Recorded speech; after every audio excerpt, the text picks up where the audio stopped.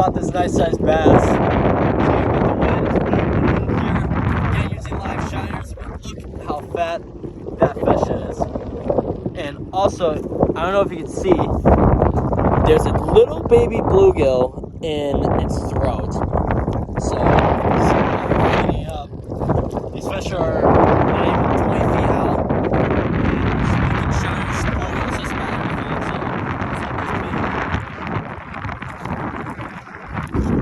It has the length of a 3-pounder, but it just has the girth of a 4-pounder. But let's let her go.